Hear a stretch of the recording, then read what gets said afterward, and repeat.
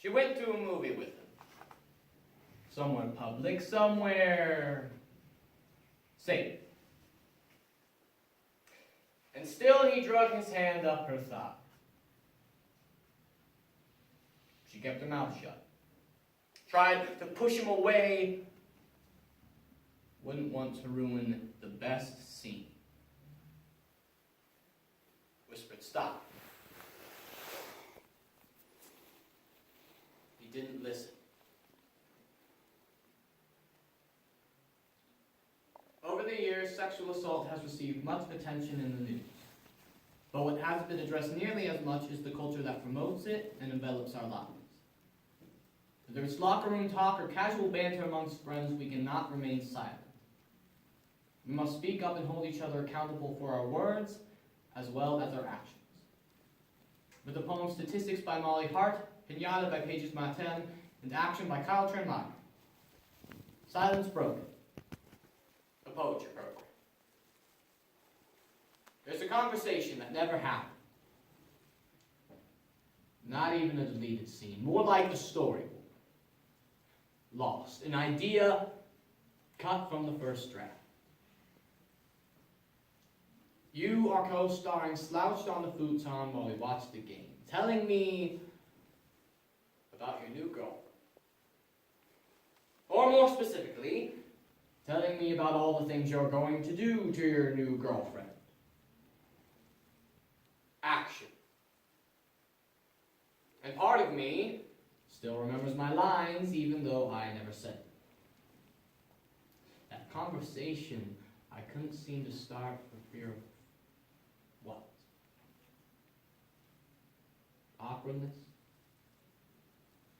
Or damaging our friendship? Or simply because the commercials were over? That one tiny gesture that might not have changed anything, but might have. I remember how I never muted the TV, never put down my drink, and never said, "Man." The way you talk about her, the way you treat her. Your hands are getting too big for your heart. I can smell the future, you on your breath. She isn't safe with you. And now it's 2 weeks later and we're standing in my kitchen. That same silence between us. She didn't want to press charges, so you are a convict with sledgehammer hands and no boulders to break them on. And I am thinking about how we used to play football together. Numbers 55 and 56, both inside linebackers. I am remembering the dozens of conversations that never happened. The words of her sleeping in the bed of my love. I am the least important person in this story, and part of me wants to believe that you wouldn't have listened anyway. Some evil spirit had whispered itself into your skull. Part of me wants to believe that we didn't grow up 3 blocks from each other, that our eyes aren't the same color. Part of me is always repeating those lines, always reshooting that scene, always reminding myself that despite this guilt,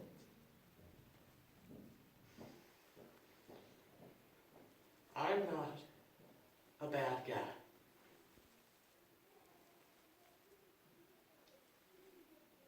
You tell me that she never said no. That you're sorry. That you're not the bad guy. Rape culture is silence. Is being able to see the future and do nothing about it. It is believing the fairy tale platitude that there are good people and bad people, and that as long as you're not one of the bad people, your job is done. Your conscience is clear. It is all of us swimming through the same polluted waters of beer commercials policing masculinity, stand-up comedians making rape jokes to sound edgy, media talking heads blaming the victim, music turning women into objects, language encouraging us to think of sex as violence. Bang, hit, smash.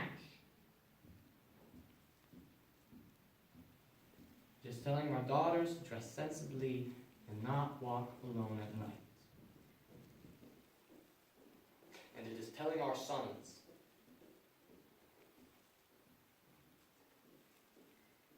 it's a conversation that never happened. And this is not an excuse for you. It's a reminder for me that while her silence will always mean no, my silence, the silence between us will always mean yes.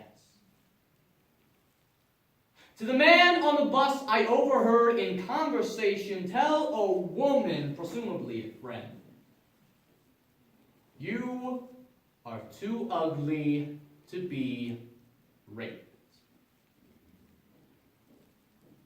Dear man on the bus, tell the 1 in 5 women of this country that they are beautiful. Their 4 counterparts spared torment, ugly. Tell the 1 in 3 women of this world that you will not make piñatas out of their bodies, watch morsels of them spill greedily to the famished smiles of your ignorance, shaped like bloodthirsty children. How your words hit repeatedly until they broke open like a shattered papier-mâché cradle. Their blood flowed like candy until it hollowed inside their jaws, mangled into a misfortune from when they tried to scream for their legs torn into a crucifix.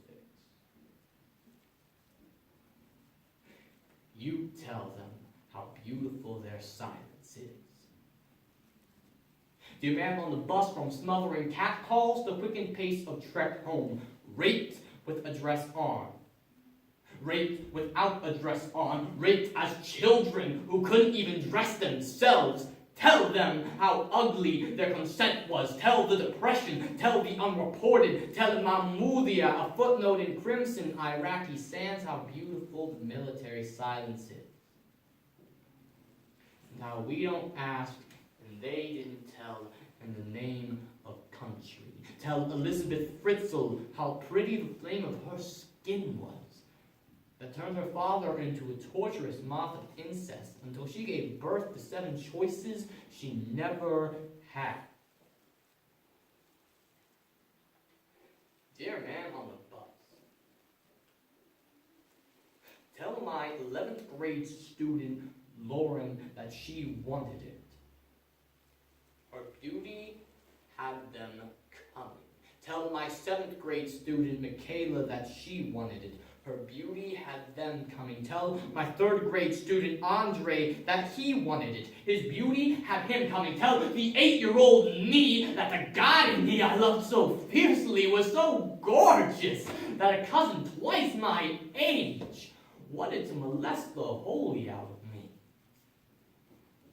Peel raw until I was as ugly as she was.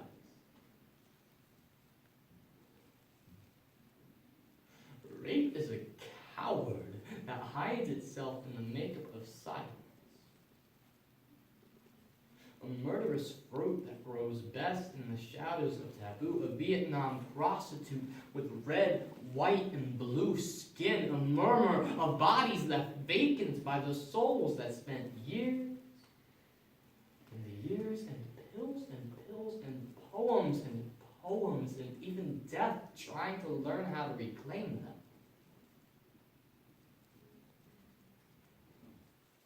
Dear man on the bus, as these words come falling out of your mouth, I pray that no one ever finds your children beautiful enough to break open and make a silent, decorative spectacle out of them.